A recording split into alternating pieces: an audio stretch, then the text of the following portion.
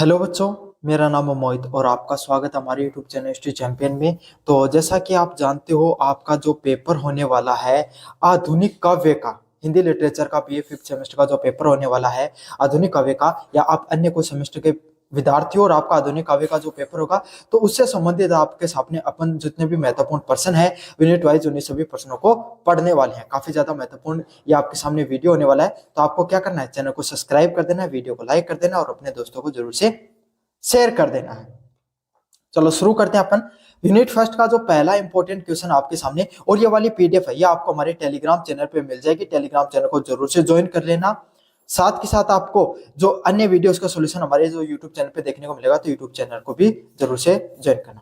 लोक साहित्य की परिभाषा लिखिए तथा इसके स्वरूप और महत्व पर प्रकाश डालिए। मतलब लोक साहित्य क्या होता है, उसकी परिभाषा लिखनी है, इसके स्वरूप और इसके महत्व पे आपको विस्तार से महत्व डालना है। आपको इसके ऊपर महत्व या प्रकाश डालना है कि लोक साहित्य होता है क्या, वास्तविकता के ऊपर अपन उसको उसके बारे में विस्तार से पढ़ने वाले हैं। परिभाषा की बात करें लोक साहित्य के ऊपर, आपको इतना तो पता होगा, लोक साहित्य मतलब जो आपके क्षेत्रीय, जो आपके आसपास जो साहित्य लिखा गया, उसको लोक साहित्य के नाम से जानते हैं। अब इसकी पूरी विस्तार से अपन देखेंगे।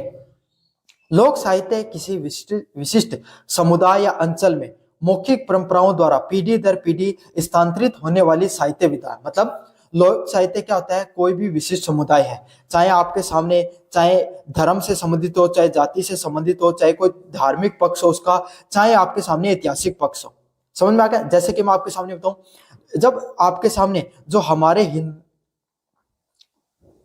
जब भक्ति आंदोलन आया, भक्ति आंदोलन की शुरुआत हुई, उसमें सगुण और निर्गुण तो आपके सामने क्या हुए, दो भक्ति धाराओं में वो बट गया। तो उस समय आपके सामने कुछ नहीं, आपने जो अलग अलग भगवान है, भगवान श्री कृष्ण, भगवान श्री राम, उनके ऊपर लिखा वो सगुण भक्ति धारा के कवि साहित्य लिखा, वो सगुण भक्ति धारा के कवि, और जिन्होंने निर्गुण भक्ति काव्य धारा से संबंधित जो जिन्होंने चीजें लिखी, जैसे कबीर दास हो गए, आपके सामने रैदास हो गए, उनको वो हो गए।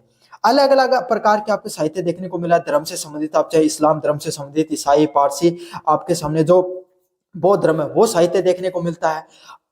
और आपके सामने जो साहित्य होता है, जो आपके लोकल लैंग्वेज में लिखा जाता है, आधुनिक काव्य में जो साहित्य लिखा गया, समझ में आ गया? तो कोई भी विशिष्ट समुदाय, मतलब कोई एक समुदाय पकड़ लो, कोई जगह, अंचल मतलब कोई क्षेत्र हो गया, उससे संबंधित मौखिक परंपराओं द्वारा पीढ़ी दर पीढ़ी स्थानांतरित होने वाली जो साहित्य होता है, उसको क्या कहा जाता है?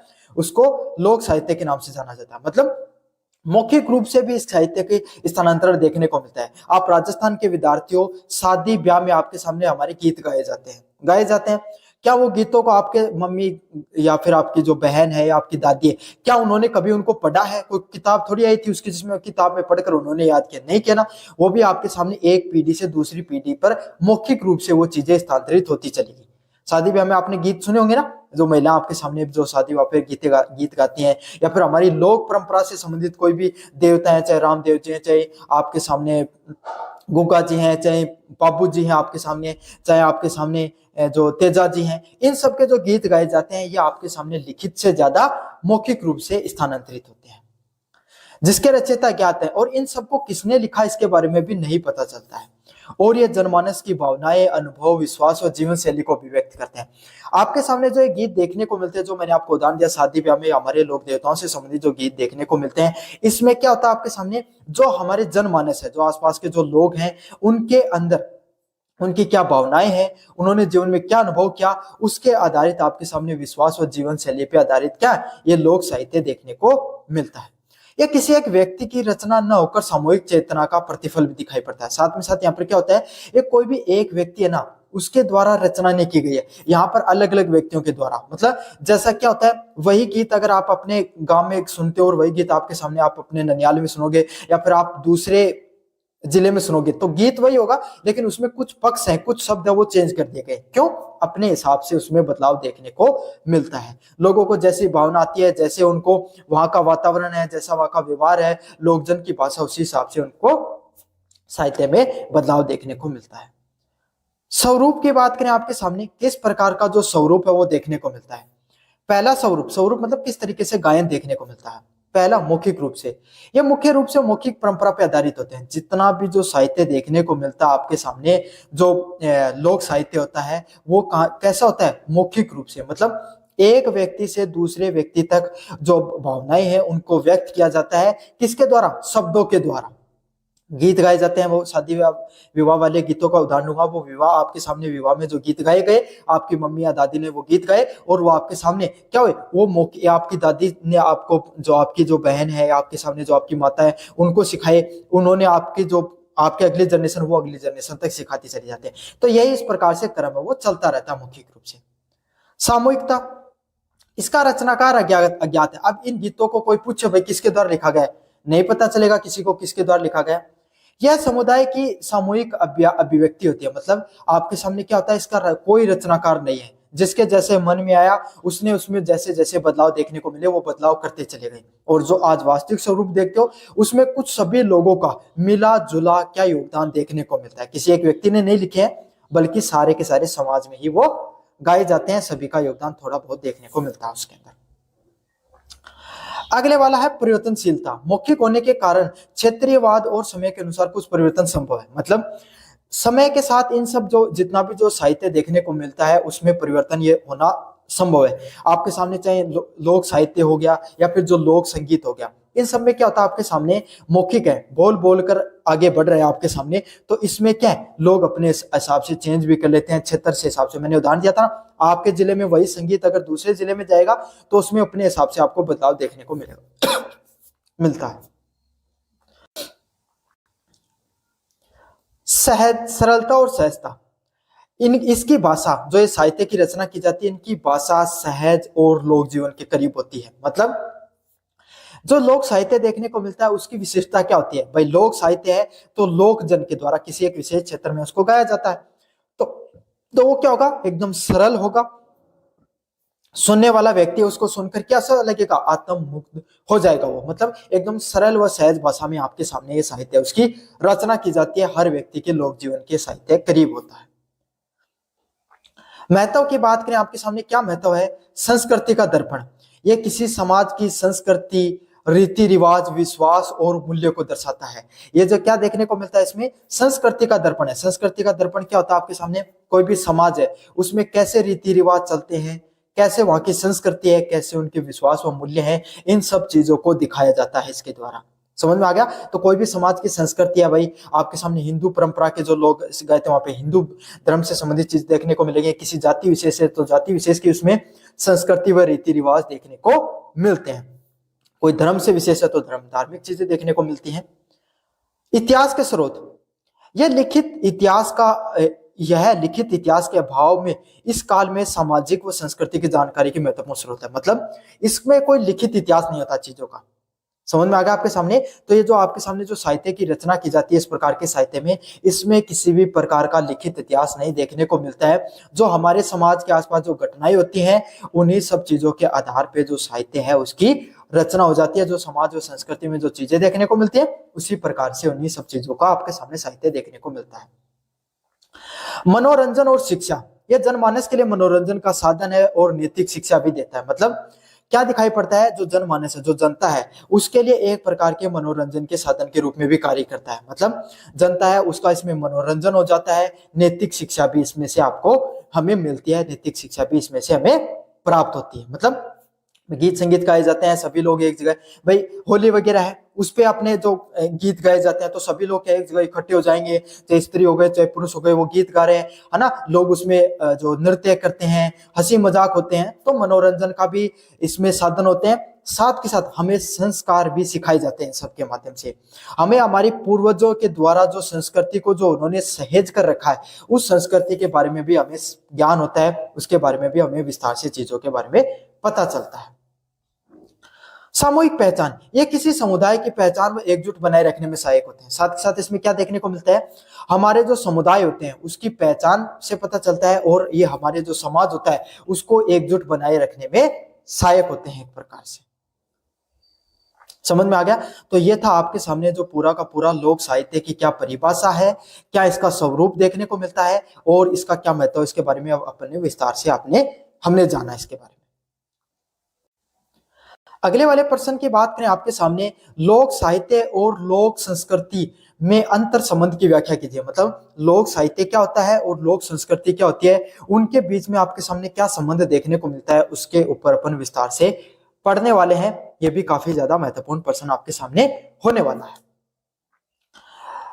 लोक साहित्य और लोक संस्कृति एक दूसरे से विभाज्य होते हुए भी आपके सामने एक दूसरे से जुड़े हैं। मतलब लोक साहित्य है, जनता के द्वारा जो साहित्य की रचना की जाती है वो, और जो लोक संस्कृति है वो एक दूसरे से विभाज्य है, मतलब एक दूसरे से अलग देखने को मिलते हैं, लेकिन फिर भी कैसे हैं, इस प्रकार से जुड़े हैं, मतलब थोड़ा थोड़ा उनमें अंतर देखने को मिलता है लेकिन अविभाज्य है, मतलब उनको आप अलग नहीं कर सकते हो। अंतर जरूर है दोनों के अंदर, लेकिन इतना जुड़ाव भी देखने को मिलता है कि आप उनको अलग करना बहुत ज्यादा मुश्किल है। समझ में आ गया? ये इस प्रकार से दोनों दिखाई देते हैं, लोक साहित्य और लोक संस्कृति। लोक संस्कृति के बिना लोक साहित्य अधूरा है, लोक साहित्य के बिना लोक संस्कृति अधूरी दिखाई पड़ती है। ये इस प्रकार से आपके सामने एक है, जैसे शरीर के बिना जो आत्मा और आत्मा के बिना शरीर। अगर आप दोनों को समझने का प्रयास करें तो ना कभी जीवन में आप शरीर और आत्मा में अंतर कर पाते हो। आप ये नहीं समझ पाते हो कि ये हमारा शरीर है लेकिन ये हमारी आत्मा है, और ये हमारी आत्मा है तो ये हमारा शरीर है। दोनों ही एक दूसरे से अंतर संबंधित हैं, एक दूसरे से जुड़े हुए हैं, दोनों एक दूसरे पर निर्भर करते हैं आपके सामने। तो इसी तरीके से लोक संस्कृति और लोक साहित्य भी आपको देखने को मिलता है आपके सामने।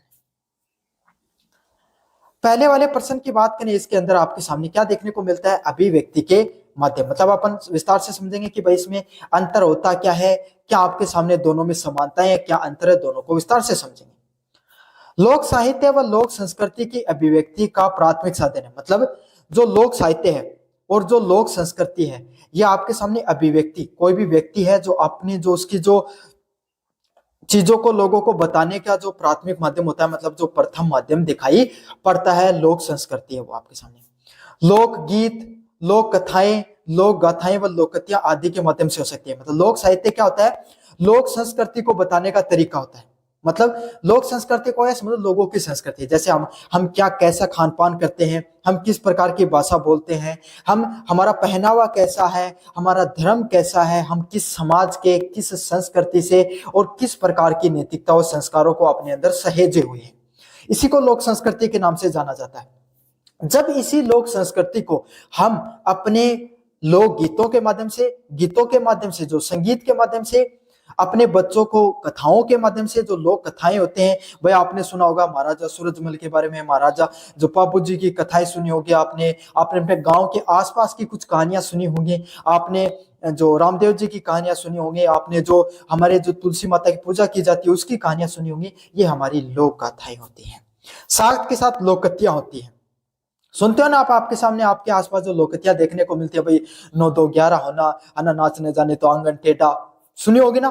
जब इस प्रकार की जो लोककथाएं, लोक कहानियां हैं वो आपने सुनी होगी। तो इसके माध्यम से क्या होता है, जो लोककथाएं, लोक कथाएं, लोक गाथाएं जो आप सुनते हो, इसके माध्यम से जो हमारी संस्कृति है, जो हमारी संस्कृति लोक संस्कृति होती है, वो क्या होती है, एक समाज से दूसरे समाज के तरफ उसका क्या होता है, वो अभिव्यक्त होती है।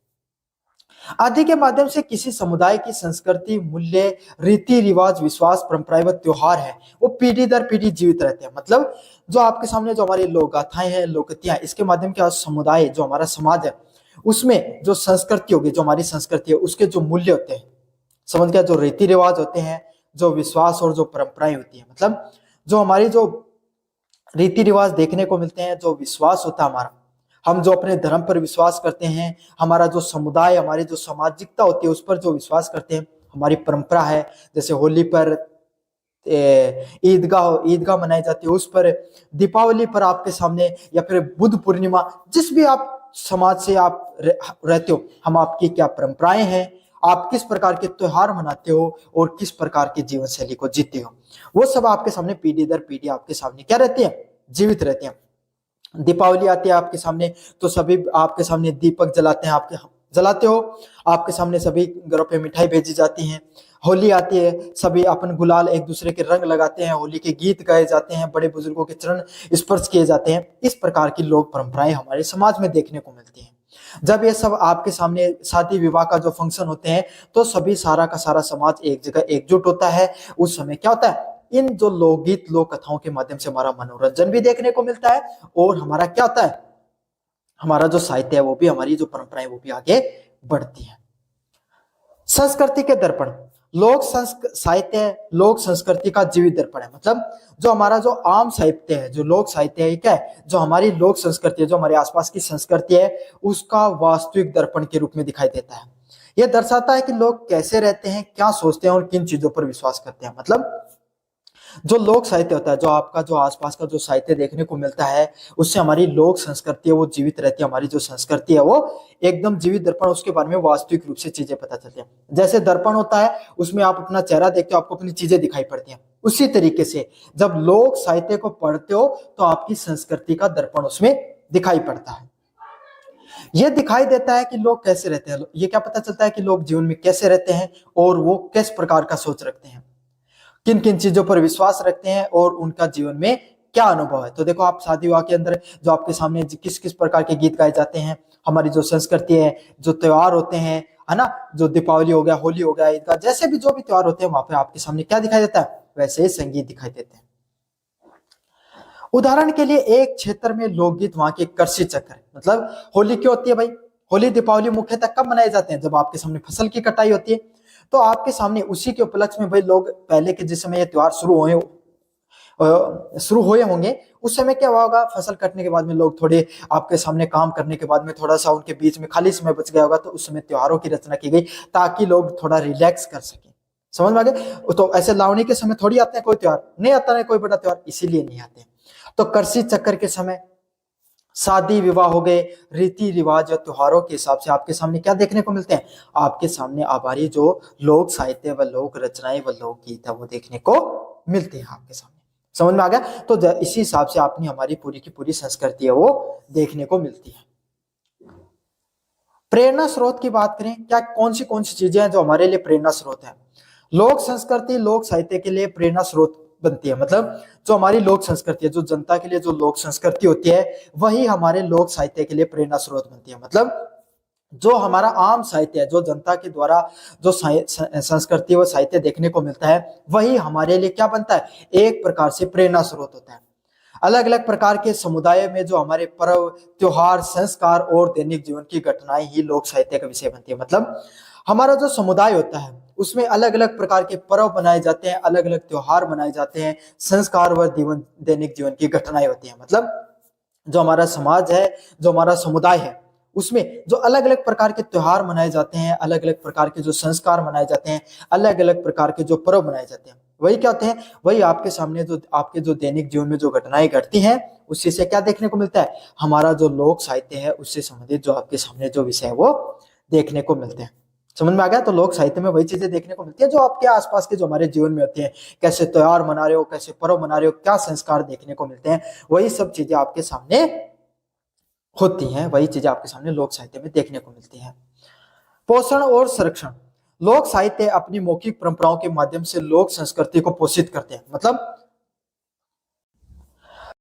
लोक साहित्य आपकी जो मौखिक परंपराओं के माध्यम से जो लोक संस्कृति को बताने का कार्य करते हैं। मतलब जो लोक साहित्य होता है उसमें क्या होता है, जो मौखिक परंपराएं होती हैं उसके बारे में पता चलता है, और हमारी जो लोक संस्कृति है उसको भी पोषित करने के बारे में पता चलता है। और ये क्या होता है, इससे हमारी जो संस्कृति है, जो हमारा साहित्य है, वो विलुप्त होने से बच सके, इसलिए इस प्रकार के जो साहित्य और जो संस्कृति होती है उसका क्या किया जाता है, निर्माण किया जाता है।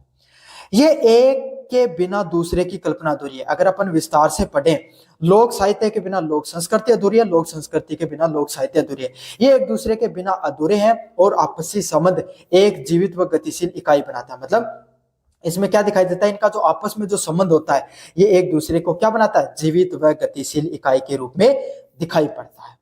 तो ये था आपके सामने जो पूरा का पूरा जो लोक साहित्य और जो लोक संस्कृति से संबंधित जो महत्वपूर्ण संबंध है, जो महत्वपूर्ण प्रश्न है कि भाई इन दोनों में क्या संबंध देखने को मिलता है, इसके बारे में अपन ने विस्तार से पढ़ा। ये थी आपके सामने जो यूनिट फर्स्ट, जो आपके सामने आधुनिक काव्य की, इसके बारे में मैंने विस्तार से बता दिया।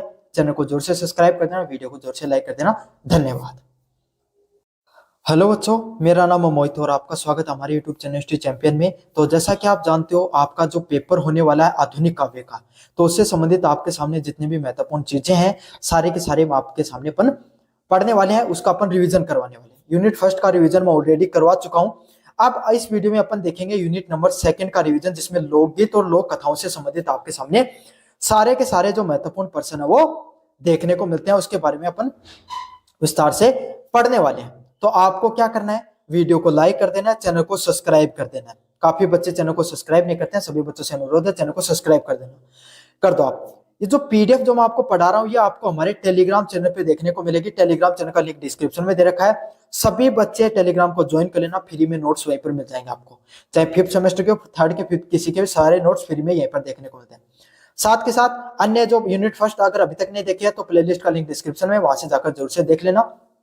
और यहाँ पर जो आपके सामने जो व्यू प्रोडक्ट का ऑप्शन दिखाई दे रहा है और आपके सामने जो शॉपिंग वाला ऑप्शन दिखाई दे रहा है, वहां पर अगर कोई भी चीज खरीदना चाहते हो, जैसे मैंने आपके सामने इसमें जो जैकेट वगैरह ये जो चीजें खरीदी है वो वहां पर ऑनलाइन शॉपिंग खरीदी है, सबसे ज्यादा डिस्काउंट उसमें देखने को मिलता है। आपके सामने जो स्पीकर लिया है आपके सामने, तो आप भी खरीद सकते हो, सबसे ज्यादा डिस्काउंट देखने को मिलेगा। इस समय चल रहा है डिस्काउंट। तो चलो यूनिट नंबर 2 की करते हैं शुरुआत, आधुनिक काव्य के अंदर।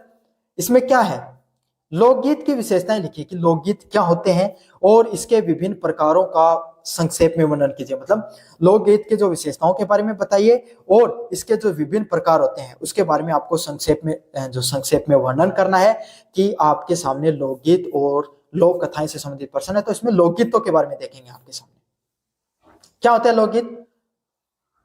विशेषताओं की बात करें आपके सामने, सामूहिकता, जो लोकगीत होते हैं भाई, अलोकगीत क्या होते हैं पहले मैं आपको एक छोटा सा उदाहरण देकर समझाता हूँ। जो आपके सामने जो शादी विवाह होते हैं उसमें जो आपने गीत सुने होंगे वो महिलाएं जो गाती हैं वही लोकगीत होते हैं आपके सामने, समझ में आ गया।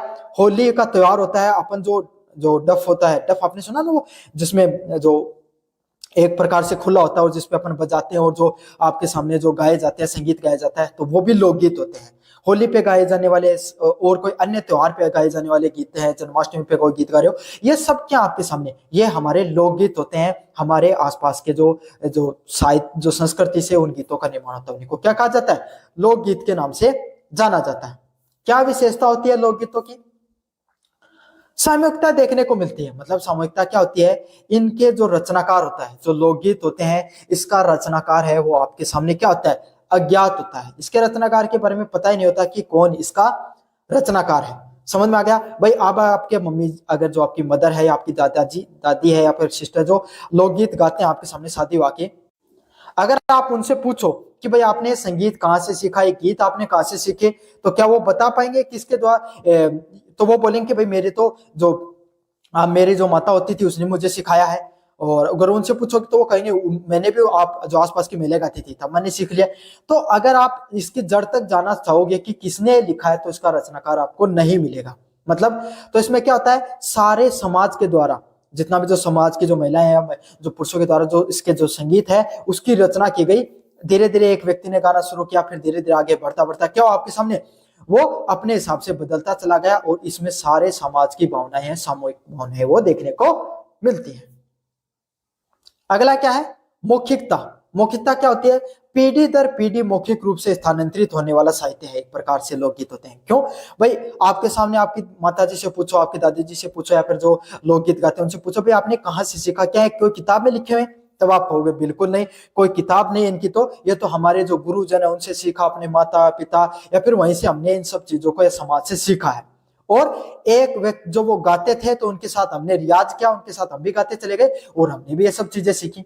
तो किस प्रकार से लोग सीखते हैं, पीढ़ी दर पीढ़ी है ये जो हमारा लोकगीत है और जो हमारा लोक साहित्य है वो क्या होता है, आपके सामने आगे से आगे स्थानांतरित होता है। अगले वाला पॉइंट है इसके अंदर क्या, सरलता। भाषा व शैली में सहजता लोक जीवन से जुड़ी होती है। मतलब जो इसमें जो साहित्य देखने को मिलता है इसमें क्या होता है, भाषा और जो शैली होती है इसमें एकदम सहजता दिखाई पड़ती है।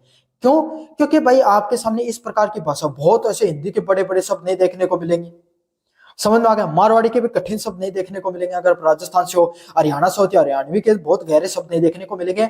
हल्के फुल्के शब्दों का इसमें क्या किया जाता है, समायोजन किया जाता है, हल्के फुल्के शब्दों का इसमें प्रयोग किया जाता है। भाषा है उसमें जो भाषा, वो किस प्रकार की भाषा को प्रयोग किया जाता है, एकदम सरल सहज भाषा व शैली का प्रयोग किया जाता है। और वो सहज व सरल भाषा क्या है, हमारे लोक जीवन से जुड़ी होती है। तो आपको समझ में आ गया किस प्रकार की भाषा का प्रयोग किया जाता है, एकदम सरल और सहज लोक भाषा है उसका प्रयोग किया जाता है, जो हमारे लोक जीवन से चीजें जुड़ी होती हैं, उससे संबंधित चीजों को इसमें प्रयोग किया जाता है ताकि हर व्यक्ति इसको समझ सके, हर व्यक्ति इसको आसानी से गा सके।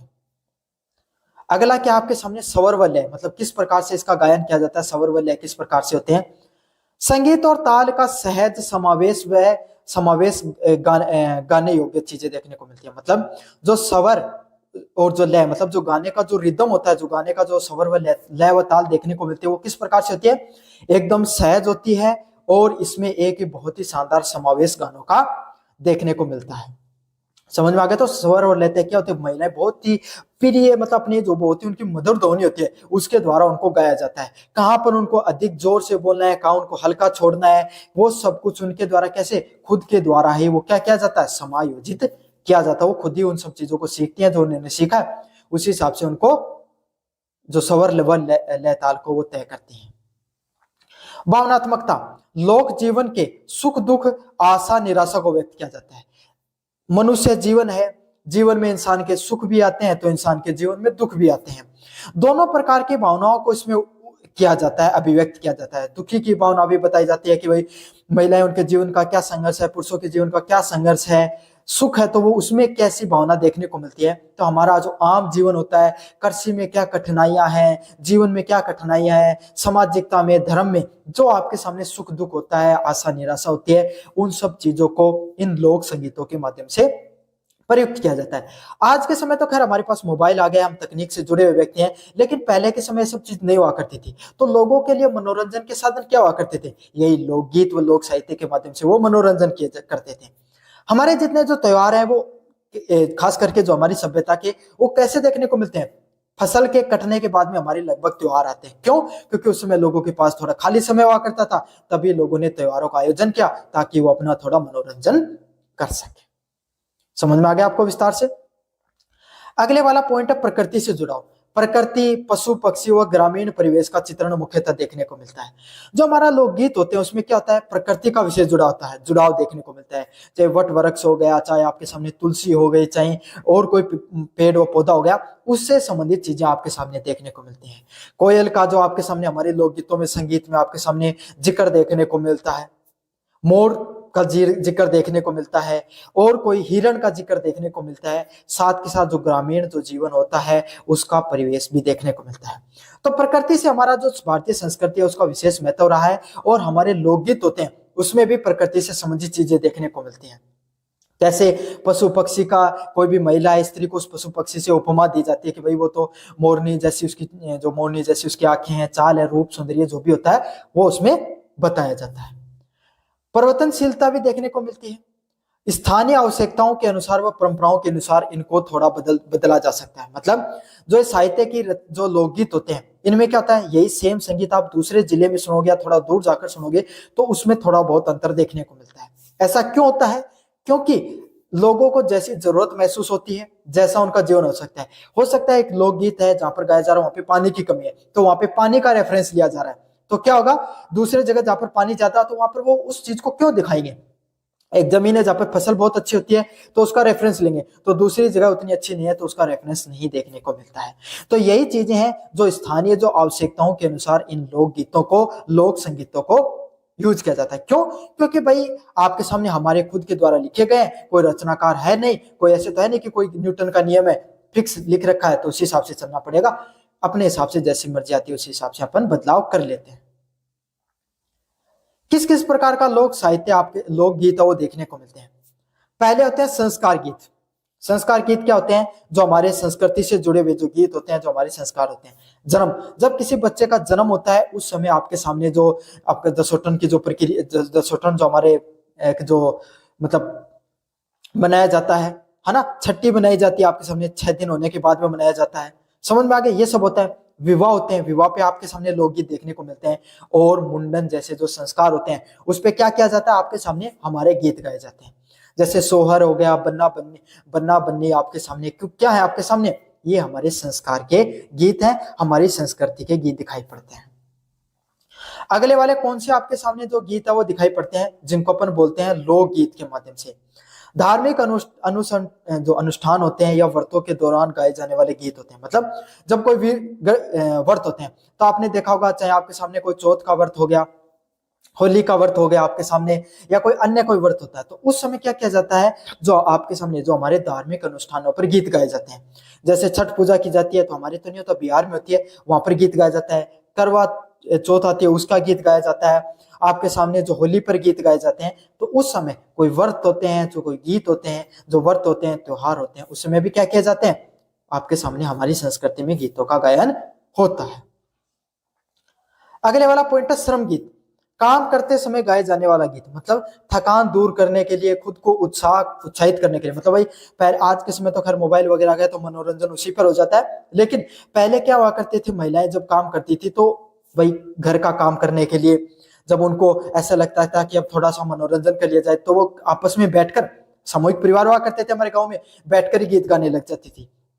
तो इस प्रकार के गीतों को क्या कहा जाता है, श्रम गीत के नाम से जाना जाता है। जो महिलाएं अपनी थकान दूर करने के लिए और एक दूसरे का उत्साह बढ़ाने के लिए गीतों का गीत गाया करती थी, उसको क्या कहा जाता है, श्रम गीत के नाम से जाना जाता है।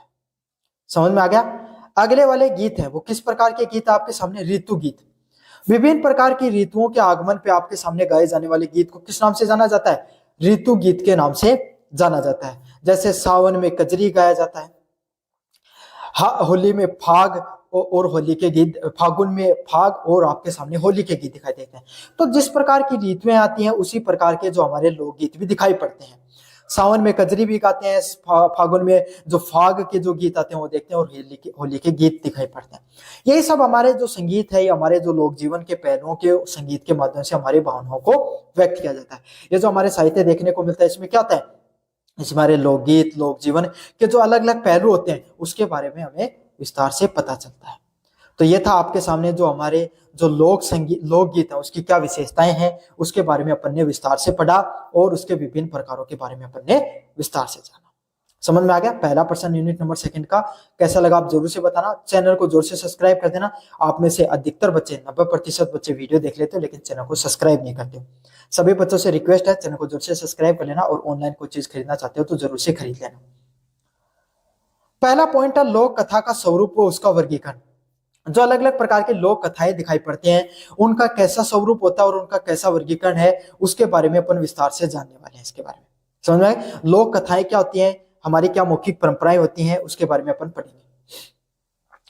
लोक कथाएं व मौखिक परंपराएं पीढ़ी दर पीढ़ी चलने वाली काल्पनिक व अर्ध काल्पनिक कहानियां हैं। मतलब जो लोक कथाएं होती हैं, जो आपके सामने अपने जो पिताजी से सुनी होगी, अपने दादाजी से, खास करके हमारे दादा दादी हमें ज्यादा कहानियां सुनाते हैं। खैर आजकल तो अपन मोबाइल की वजह से ज्यादा उनके करीब नहीं बैठ पाते हैं, लेकिन अगर आप बैठते हो तो पहले के समय बहुत सी कहानियां वो उनको सुनाया करते थे। उन्होंने अपने जीवन में क्या किया, हमारे पूर्वजों की क्या कहानियां हैं, वो आपने सुना होगा कि हमारे गाँव के वो बड़ी सी चट्टान है, वो हमारे दादा के द्वारा लेकर आए थे, है ना। वो बड़ा सा एक जो मीनार दिखने को मिल रही है, बड़ी सी जो एक जो महल टाइप जो हवेली है, वो उन पूर्वजों के द्वारा निर्माण की गई थी। उस समय इतने उसके अंदर जो बहुत से मजदूर लगे थे, सुना, वो निकासी उसके द्वारा की गई थी। तो इस प्रकार की जो लोक कथाएं हैं, जो हमारे जैसे महाराजा सूरजमल हो गए, जो हमारे जो राजा हो गए, महाराणा प्रताप के बारे में सुनते हो, या फिर आपके सामने जो और अन्य जो कोई बाबू जी, जो हमारे तेजाजी लोग, जो हमारे लोग देवता है, उनके बारे में जो हम कहानियां सुनते हैं, उसको क्या बोला जाता है, लोक कथाओं के नाम से जाना जाता है।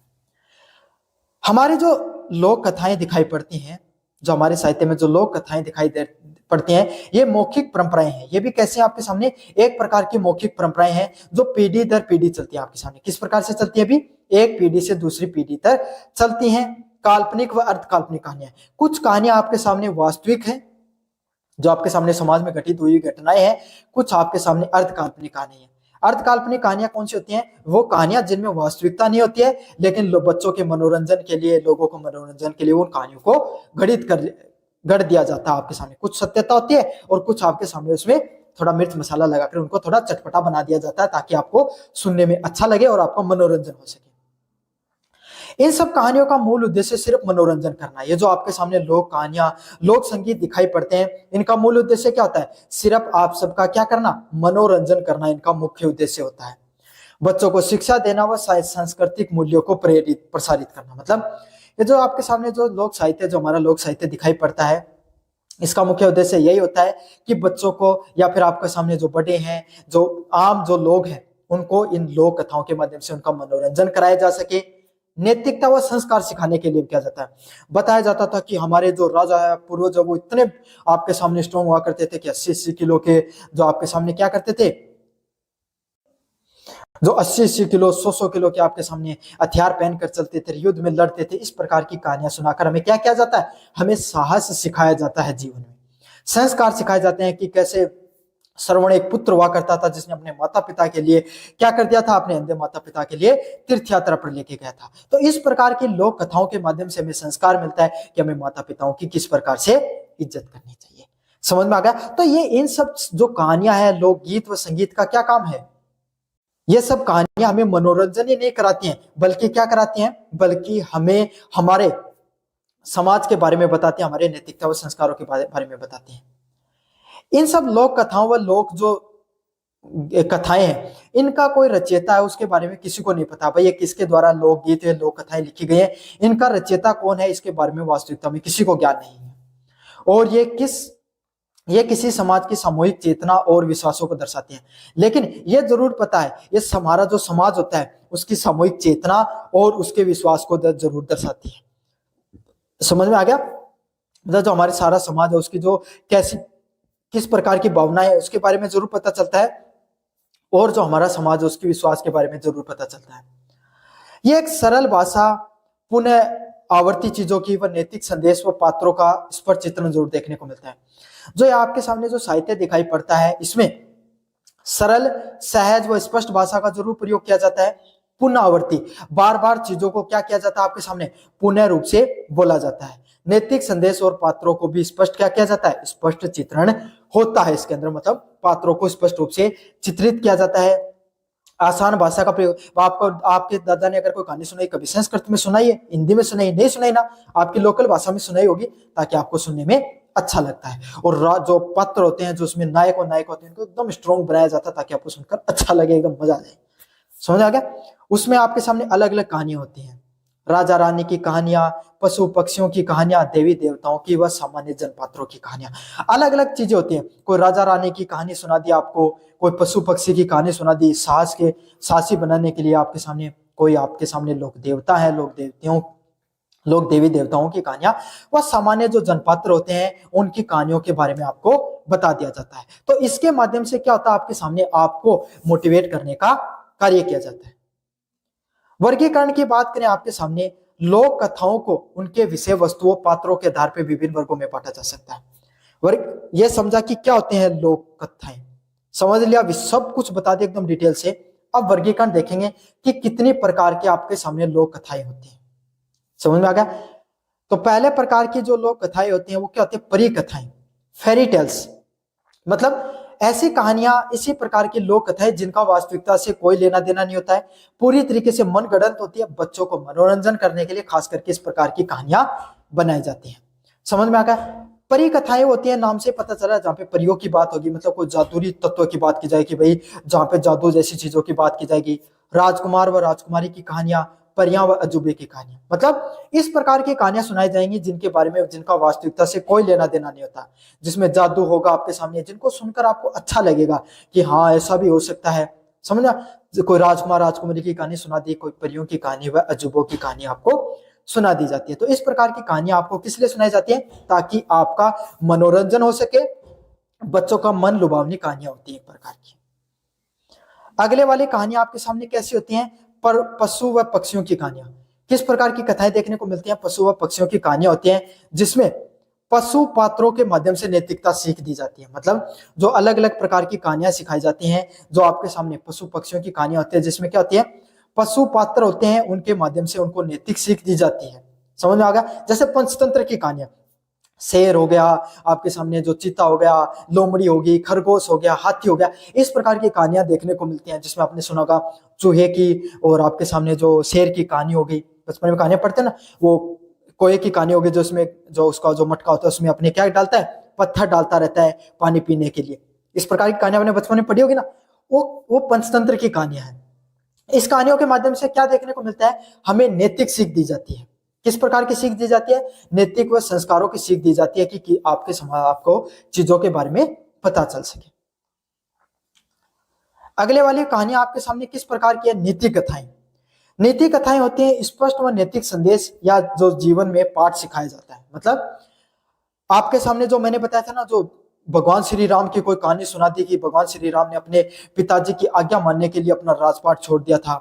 श्रवण की कहानी सुना दी कि एक श्रवण पुत्र हुआ करता था जिसने अपने माता पिता के लिए उनको तीर्थ यात्रा पर लेकर गया था, है ना। भगवान श्री कृष्ण अर्जुन की कहानियां, युधिष्ठिर की कहानियां, इस प्रकार की जो नीतिगत कहानियां, जिससे हमारा क्या नैतिकता के बारे में पता चलता है, हमारे समाज के संस्कार के बारे में पता चलता है कि हमें अपने जीवन में माता पिता का क्या करना चाहिए, उनका आदर करना चाहिए, बड़े बुजुर्गों का आदर करना चाहिए। हमारे जो संस्कार, हमारा ये धर्म है, हमें धर्म से चलना चाहिए। जो इंसान धर्म से चलता है उसके जीवन में ये फायदा होता है, जो अधर्म से चलता है उसको अंत होता है।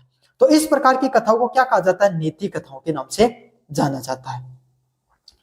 अगली कथा है धर्म कथाएं, देवी देवताओं की कहानियां, जो भगवान श्री राम की, भगवान श्री कृष्ण की, लोक देवताएं हो गए आपके सामने, कुछ संत हो गए, मीराबाई की कहानी सुन रहे हो, रैदास जी के बारे में आप सुन रहे हो, दादू दयाल जी हो गए आपके सामने, कबीर दास की आपने कहानी सुनी है।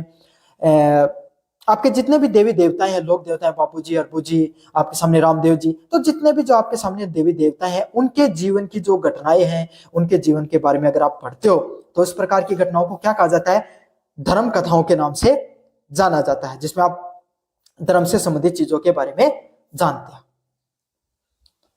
अगले वाली कथाएं होती है वीर कथाएं, जिसमें आप किसी योद्धा या साहसी व्यक्ति के पराक्रम का वर्णन होता है। वीर कथाएं क्या होती हैं, जिसमें कोई योद्धा हो गया या कोई साहसी व्यक्ति हो गया, उसके जीवन के पराक्रम के बारे में आप जानते हो, उसके जीवन में किस प्रकार से उसके द्वारा जो पराक्रम है वो, उसके पराक्रम के बारे में अपन विस्तार से जानते हो। कि भाई जैसे महाराणा प्रताप की आपने कहानियां सुनी होगी, है ना, पृथ्वीराज चौहान की आपने कहानियां सुनी होगी, है ना। इस प्रकार के जो आपके सामने जो हमारे योद्धा हुए हैं, है ना, जो बाजीराव मस्तानी है, जिनकी कहानी भी चली, जो वीर जो आपके सामने है, मराठा शासक है वीर, जो आपके सामने वीर शिवाजी, उनकी कहानियां आपने सुनी होगी। तो इस प्रकार की जो कहानियां, जो हमारे योद्धाओं के बारे में आपने जो कहानियां पढ़ी हैं, है ना, ये सब कहानियां किस श्रेणी में आते हैं, वीर कहानियों की श्रेणी में आते हैं। अगले वाली कहानी आपके सामने हास्य कथाएं। हास्य कथाएं क्या होती है, जिनका मुख्य उद्देश्य सिर्फ हंसाना होता है। हास्य कथाएं वो कथाएं होती हैं जिनका उद्देश्य सिर्फ आपको क्या किया जाता है, जिसके माध्यम से आप सबको हंसाने का कार्य किया जाता है। इस प्रकार की कहानी, जिनको चुटकुले हो गए, खास करके चुटकुले हो गए, छोटी छोटी कहानियां हो गई, जिनको आपको पढ़कर क्या आ जाए, हंसी आ जाए, चुटकुले जो उसमें मुख्यतः होते हैं। अगले वाले जो कहानियां आपके सामने, जो प्रेम कथाएं हैं, लव स्टोरीज होती हैं, जिसमें प्रेम व त्याग की आपके सामने कहानियां सुनाई देती हैं। रोमियो जूलियट की जो आप कहानियां सुनते हो, जोधा अकबर की आप कहानियां सुनते हो, भगवान श्री कृष्ण व राधा की जो कहानियां सुनते हो, इस प्रकार की जो कहानियां होती हैं वो क्या होती है, प्रेम से संबंधित कहानियां होती हैं, जहां प्रेम और त्याग जो जीवन का एक महत्वपूर्ण पहलू होता है, जिसके बारे में ये बताया जाता है। यह वर्गीकरण लोक कथाओं की विविधताओं को दिखाता है। और ये जितने जो अलग अलग पहलू दिखाई पड़ रहे हैं, जहाँ पे नीतिगत कथाएं हैं, धर्म कथाएं हैं, वीर कथाएं हैं, हास्य कथाएं व प्रेम कथाएं, हर प्रकार की लोक कथाएं हमारे समाज में जो है वो चलती है, जो मानव के जीवन के अनुभव और विभिन्न पहलुओं को कवर करते हैं। और लोक कथाएं हमारे जीवन में जिस प्रकार की जो संघर्ष दिखाई पड़ते हैं, जिस प्रकार की जो चीजें आती हैं, उनके बारे में वो विस्तार से बताती हैं। तो यही है, लोक कथाएं हैं वो आपके सामने जो हमारे जीवन में सभी स्वरूपों को, सभी वास्तविकताओं को क्या करते हैं, आपके सामने एकजुट करने का कार्य करते हैं। तो कैसा लगा आपको वीडियो, जरूर से बताना, चैनल को जरूर से सब्सक्राइब कर देना, अपने दोस्तों को जरूर से शेयर कर देना। धन्यवाद।